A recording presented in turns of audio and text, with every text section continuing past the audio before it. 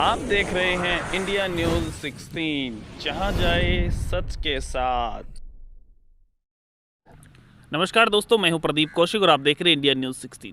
साथियों, महेंद्रगढ़ में ऐसी जगह उपस्थित हैं जहां पे ऐसे लोग रहते हैं जो महेंद्रगढ़ के लिए बहुत कुछ न्योछावर करते हैं, कर रखा है और आगे का भी इरादा है कि महेंद्रगढ़ के लिए बहुत कुछ करना है। सरताज जनसेवा ग्रुप पीआरओ कुलदीप यादव जी के पास बैठे हैं, बातचीत करेंगे इनकी एक पोस्ट पे जिसमें इन्होंने लिखा था कि भाई किस पार्टी को ज्वाइन करना चाहिए, कहां से चुनाव लड़ना चाहिए, विपक्ष में रहना चाहिए, समाज सेवी रहना चाहिए। उस पर लोगों के कमेंट्स आए थे, तो इनसे बातचीत करते हैं कि कहां से वो विचार आया कि किस पार्टी को ज्वाइन करना चाहिए, क्या कुछ वो बातें थी। नमस्कार भाई साहब। नमस्कार। कैसे हैं? बढ़िया बढ़िया, आप बताओ। भाई साहब, पोस्ट आपने डाली, पहले तो ये बताएं कैसे मन में विचार आया कि ये पोस्ट डालनी चाहिए, लोगों से सवाल करना चाहिए। देखो, क्या होता है कि अक्सर कोई भी नेता पार्टी वगैरह ज्वाइन कर लेता है ना, तो चुपचाप रूप से कर लेते हैं, तो बाद में चर्चाएं ये होती हैं भाई हम सत्ता की पार्टी में जाओ या विपक्ष वाले में जाओ, तो कहीं ना कहीं वो अपने जो साथी हैं, समर्थक हैं, जो भी अपने परिवार के सदस्य मान लो, तो कुछ लोगों की ये होता है कि भाई आपने जी हमसे मतलब डिस्कस नहीं किया। दूसरा ये था कि बहुत से साथी काफ़ी दिन से ये कह रहे थे कि जी कोई जो है ना अपने को पार्टी ज्वाइन करनी चाहिए, क्योंकि महेंद्रगढ़ की हालात जो है वो तो मुझे बताने की ज़रूरत नहीं है, ऐसा है। तो कुछ साथियों की ये भी राय थी कि भाई हो सकता है कि जो सत्ताधारी पार्टी है उसमें जो यहाँ के प्रतिनिधि हैं वो बात जैसे अपनी यहाँ की अच्छी तरह नहीं रख पा रहे हों, क्योंकि सरकार और विधानसभा के बीच की जो कड़ी होती है वो विधायक या जो हमारे पूर्व के प्रत्याशी वो होते हैं। यहाँ की जितनी भी फाइलें हैं, जो भी काम है, वो सरकार, मुख्यमंत्री, प्रशासन तक पहुँचाने की कड़ी होती है।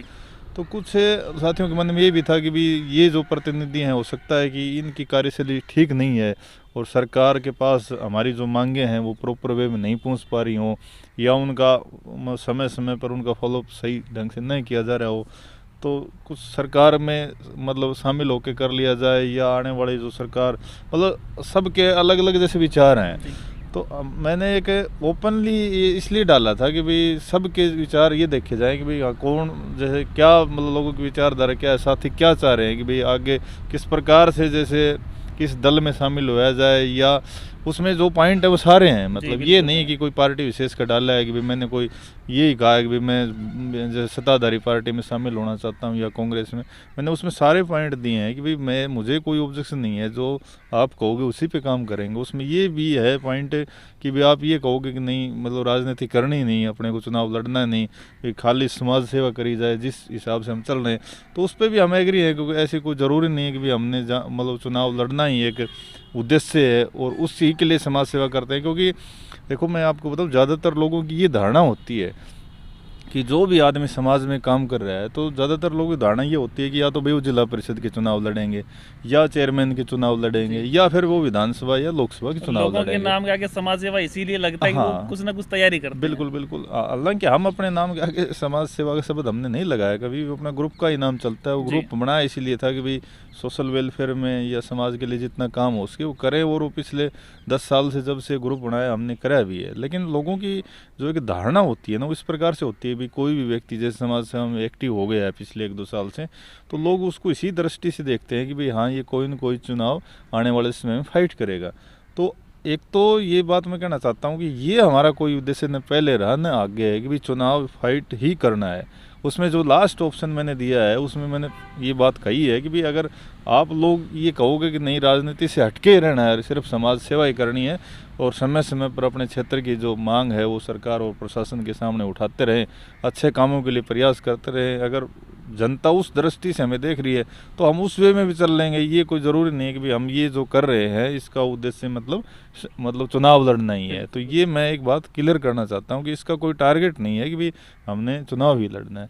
तो उसमें सारे पॉइंटों पर मैंने इसलिए डाला था कि भाई हमारे जो साथी हैं वो अपनी ओपन राय दें कि भाई वो मतलब किस वे में हमें देखना चाहते हैं, ताकि हम उसी पर फिर ज़्यादा फोकस करें।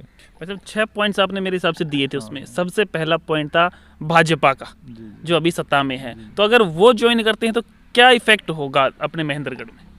नहीं, मैं ज्वाइन करने का तो अभी हम बात कर रहे हैं, अगर हम ज्वाइन कर लेते हैं तो क्या बदलाव आ सकता है महेंद्रगढ़ में? देखो उसमें ज्वाइन कर लेते हैं तो ऐसा हो सकता है, लेकिन वो ज्वाइन करने का भी निर्णय कोई फाइनल नहीं है, क्योंकि अगर साथी ये कहेंगे कि जी आप पार्टी के साथ मिलकर या सरकार में अपना मतलब आपसी तालमेल स्थापित करके एक प्रयास किया जाए कि हमारी जो मांगे हैं वो हम सही समय पर सही माध्यम से सरकार के सामने भिजवा कर और उनको पूरा करवाने का काम करें, तो उसमें ऐसा हो सकता है कि जैसे मैंने एक बात कही थी कि भाई हमारे जो प्रतिनिधि हैं हो सकता है कि वो सरकार के सामने वो मांगे प्रॉपर रूप से नहीं पहुंचा पा रहे हों, बता नहीं पा रहे हों या वहाँ मांग अच्छी तरह नहीं उठा पा रहे हों, तो हो सकता है कि उसमें उस जगह हम पैरवी करें तो हमारी जो लंबित जो मांगे हैं सरकार उनको मान ले, वो पूरा हो जाए तो हमारे क्षेत्र को निश्चित रूप से फ़ायदा मिलेगा। तो करीब 3-4 रोज हो गए उस पोस्ट को, तो उससे क्या आपको लगा क्या करना चाहिए? नहीं अभी तो क्या है कि जैसे वो पोस्ट सोशल मीडिया की है, सोशल मीडिया पे अभी उसमें जैसे अभी वो चलेगी एक हफ्ता तक उस पर राजकुमारी चलेगी, उसके बाद में ओपनली जैसे मीटिंग बुलाएंगे कार्यकर्ताओं की अगले मंथ में मार्च में, कोविड का जैसे प्रकोप ठीक हो जाएगा, और उससे पहले पर्सनली भी जितने कार्यकर्ता हैं हमारे जो साथी हैं उनसे सबसे राय ली जाएगी भाई कोई व्यक्ति बाद में ये ना कहे कि भाई हमारे से जैसे पूछा नहीं गया या आपने ये फैसला गलत ले लिया, जो परसेंटेज में सर्वहित में होगा। देखो इसमें फैसला तो लेना पड़ेगा, लेकिन जिसकी संख्या मतलब प्रतिशत ज़्यादा होगा वही फैसला लिया जाएगा। इसमें ये नहीं है कि जैसे कुछ साथी सोच रहे हो भाई हमें भाई भाजपा में जाना है इसलिए भाई पोस्ट डाली गई है, कोई पार्टी ज्वाइन करी गई है, इस पे जो जब वो मतलब प्रत्यक्ष रूप से भी जब हमारे साथी हाजिर होंगे तो भी उनसे पूछा जाएगा कि भाई तो जब संख्या ये लगेगी, कुछ साथियों को मनाना भी पड़ेगा क्योंकि 100% व्यक्ति एक बात पर सहमत नहीं हो पाते, लेकिन ये देखना पड़ेगा कि भाई सबसे ज़्यादा जैसे परसेंटेज बहुमत होगा उस हिसाब से फैसला लिया जाएगा। भाई लोग ये कहेंगे कि भाई हाँ जी सत्ता के साथ ही आपको जाना है तो वहाँ जाएंगे, वो कहेंगे कि नहीं आपको दूसरी पार्टी ज्वाइन करनी है या आपको राजनीति से हटके काम करना है, सिर्फ आप समाज सेवा करनी है, तो वो जो निर्णय होगा वो ओपनली मीटिंग में होगा और उस समय आपको भी जैसे बुलाया जाएगा। तो भाई साहब आज इलेक्शन के बारे में, पंचायत इलेक्शन की बात करें तो आज उसकी डेट थी, काफ़ी समय से चला हुआ है, करीब साल से ज़्यादा का समय हो गया। अब एक बार भाई सितंबर की तारीख उसमें अक्टूबर की तारीख दे दी गई थी, तो क्या मसला है, कब होंगे इलेक्शन? अगर लोग आपको पता हो, लोग जानना भी चाहते हैं इस बात को। देखो पंचायती चुनाव का जो मसला है वो सरकार ने जानबूझ के बना रखा है, उसमें कोई इतना बड़ा विषय नहीं है कि ये मान के चलो कि अभी फरवरी में महीने चला है और पिछली बार 23 फरवरी को जो कार्यकाल था वो क्लोज कर लिया गया था, 24 फरवरी तक का समय था, तो एक साल पूरा हो गया। और ये तो क्या था कि सरकार की जो कार्यशैली थी वो शुरू से ही थोड़ी सी इस प्रकार से डिपार्टमेंट रही कि सरकार ने पहले तो जो वार्ड बंदी भी करवा दी और जो अपनी सीटों का आरक्षण होता है एक पंच से लेकर जिला परिषद तक, तो वो भी करवा दिया। उसके बाद में नया कानून लेके आए कि भाई नए कानून से चुनाव होंगे, और नया कानून इन्होंने फिर ये कहा कि भाई ये जो चुनाव है वो इसी कानून से किया जाएगा जो अभी पास किया है। या तो अगर नए कानून से चुनाव करवाना था तो फिर ये जो वार्ड बंदी करवाई गई, जो डिपार्टमेंट से जो रूपरेखा तैयार करवाई गई वो नहीं करवानी थी। फिर भी अगर कानून आपने बना दिया और वो लागू कर दिया तो कोई लंबा विषय नहीं था, उसको आप लागू करिए, आगे चुनाव करवाएं। लेकिन जब कोई भी कानून बनता है तो उस पर क्या होता है कि आपत्तियाँ लगाई जाती हैं। नया कानून बनता है कि जिसको कोई आदमी को किसी को ऑब्जेक्शन है उस कानून पे, तो हाई कोर्ट और सुप्रीम कोर्ट एक ओपन दरवाज़ा है, कोई भी जा सकता है।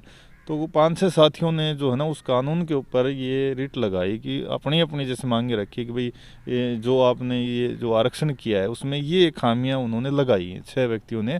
जैसे मैंने अलग रिट लगा दी, दूसरे ने लगा दी, तो 6।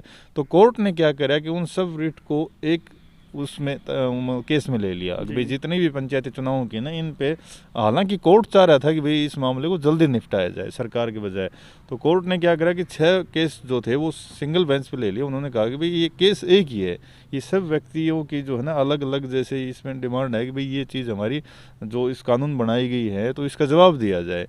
उसके बाद में क्या होता है कि सरकार को नोटिस किया जाता है कि भाई आपने कानून बनाया है तो इस पे ये आपत्तियाँ लगी, इसका आप जवाब दे दो। जवाब देने के बाद में वो जो ऑब्जेक्शन लगाया है, रिट लगी, वो क्लोज हो जाएगी।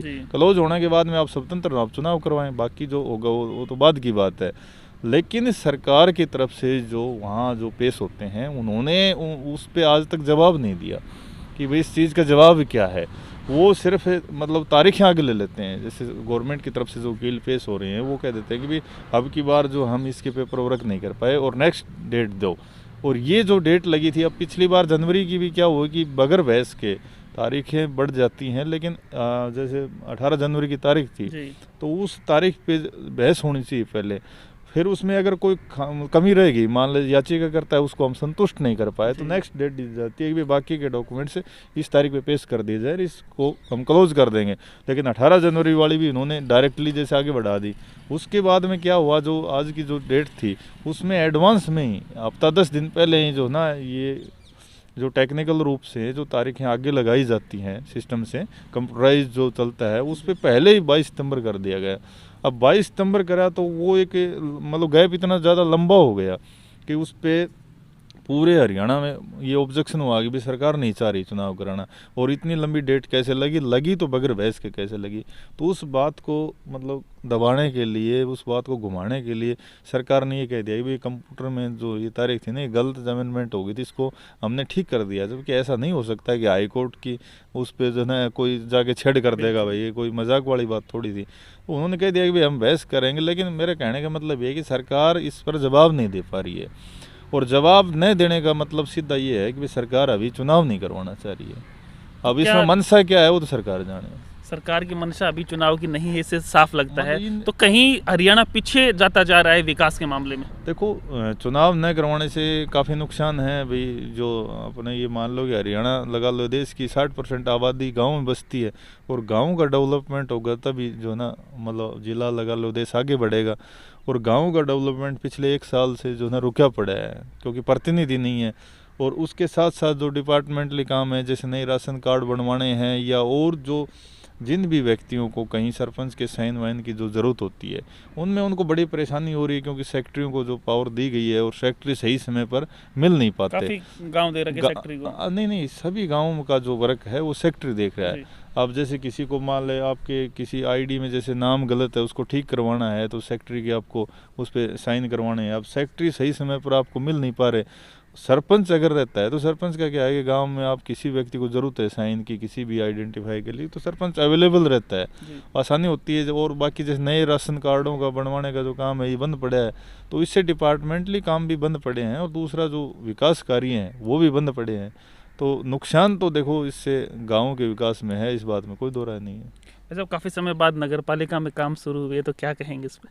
नहीं, नगर पालिका का काम तो देखो वही बात नहीं, इस पे भी एक वैसे आपस में अड़चन बना रखी थी। कोई काम न होने वाले तो कोई बात नहीं थी। फिर डिपार्टमेंट के पास पिछले 5 साल से पैसा ऑन अकाउंट में पड़ा हुआ था, और उसमें बार बार समय टाल कर अब कुछ गलियों का जैसे काम स्टार्ट हुआ है। स्टार्ट भी क्या हुआ कि वो पहले स्टार्ट तो पहले ही था, लेकिन किसी भी रोड डाल के छोड़ दिए थे, तो उसकी वर्किंग आगे बढ़ी है। तो अच्छे बात है अगर मतलब जितनी भी गलियां हैं, हमारे पास पैसा बहुत है। आज भी 25-26 करोड़ पे बता रहे हैं कि ऑन अकाउंट में जो पिछला हमारा बजट का जो पैसा आया हुआ है, जो आज नहीं मतलब 2016 के या 17 के बजट में आया था, वो आज तक यूज़ नहीं हुआ। तो वो पैसा अगर लगता है तो कहीं ना कहीं जो हमारी जो सड़कें की जो बुरी हालत है वो सुधरेगी तो आम जनता को बेनिफिट मिलेगा। इस प्रकार से बताया है। पार्टी ज्वाइन वो करेंगे जो आप कहेंगे। अगर आप विकास चाहते हैं तो आप ऑप्शन चूज कर सकते हैं। आपके 6 ऑप्शन इन्होंने दिए हैं कि किस प्रकार से कुलदीप यादव सरताज जनसेवा ग्रुप, जो काफ़ी समय से महेंद्रगढ़ को लेके बहुत आगे तक सोच रहा है, आप चाहते हैं भाई साहब चुनाव लड़ें, किस पार्टी से लड़ें, वो आपको डिसाइड करना है। ये नहीं करेंगे, एक बहुत बड़ी बात है, और करना भी चाहिए आप लोगों को। आगे आके इनको कहना चाहिए कि आपको चुनाव लड़ना है, इस पार्टी से लड़ना है, इस प्रकार से लड़ना है, हम आपके साथ हैं अगर आप चाहते हैं कि महेंद्रगढ़ का विकास हो। क्योंकि लगातार महेंद्रगढ़ को लेके ये हर पॉइंट को उठाते रहते हैं। लगातार इनसे हम मिलवाते रहेंगे। तब तक देखते रहें इंडिया न्यूज़ 16। नमन का धन्यवाद।